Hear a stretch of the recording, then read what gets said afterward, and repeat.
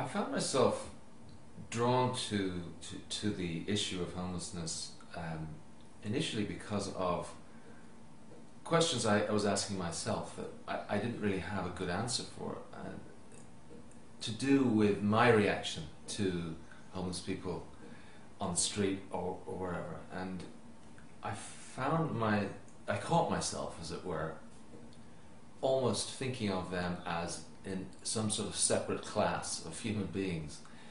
When I would see somebody panhandling on the street, it was suddenly they were in a separate category. They were homeless folk, and then a whole set of sort of preconceived ideas started to occur. And I caught myself realizing, why am I assuming all this about this individual? Why am I assuming that they're probably an alcoholic or a drug addict? Why am I assuming that they have mental problems? Why am I assuming that they maybe don't want to work? All these thoughts, and I realized that I was kind of suffering from a lazy-minded attitude to homeless people and to the homeless problem. So I really wanted to, in many ways, find the right answers to the question, how does one respond to a homeless person? How does one respond to homelessness? Now, one of the real aims of the show is to get an intelligent audience to really think differently about homelessness and homeless people, to realize that, you know, so many of the cliches are untrue. Viewers of this show will get a real insight into the lives of these three young people and start to understand how homelessness can occur, and we'll get an understanding of the opportunities to really engage and make a difference for somebody who's unfortunately ended up in that sad situation of not having a home. And that also, I suppose, the thing that came through strongly to me, and I believe that the film really features this, is that it's the network of support, it's the community, it's the sense of belonging, of engagement with those around you that really is the way to get out of homelessness, and it's the lack of that that often causes homelessness to occur. So that we all have a part to play in that, and all can help. I mean, whether it's offering support, advice, job offers, money, whatever, we can all get involved on that level. You know, when we were planning the soundtrack, we realized that I wasn't to be trusted because I was so tied up in other things, and that they were going to need music, and I probably wasn't going to be around to create it. So I wrote the song No Home Like Place.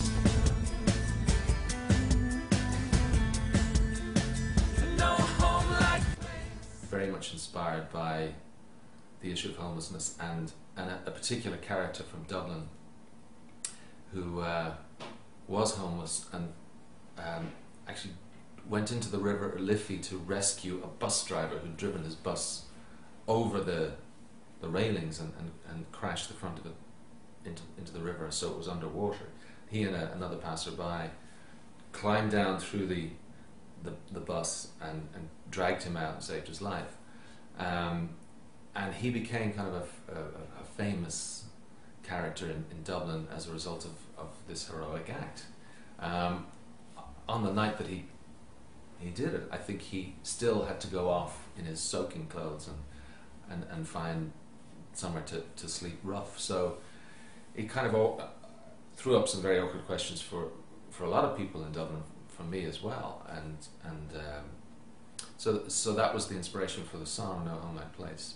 But we were able to get through MTV a lot of instrumental mixes of music from other artists, and of course the wonderful song by Florence and the Machine, Leave My Body, which has an immensely important part to play in one of the key scenes. So we were very lucky in that regard to to get permission to use this other music. I'm glad I didn't have to write it all, because there's no way I could have. In this country, on any given night, there are over 1.5 million young people without a home. You live or die. That's the rules of the streets. It's not what I wanted or expected out of my life. We all see them, Can you spell your change? but most of us don't know what to do to help, so we do nothing. Thanks anyway.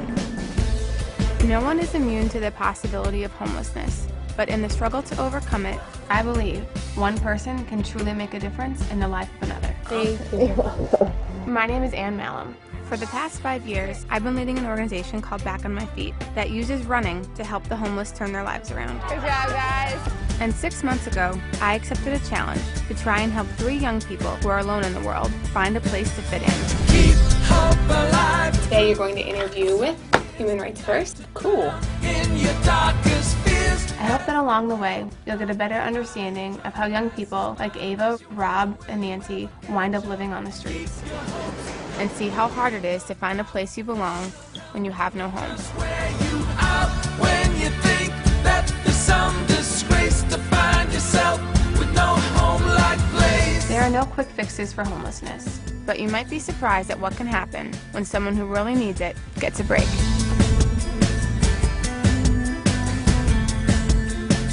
No home-like place. I'm going to give you a chance. No home-like place.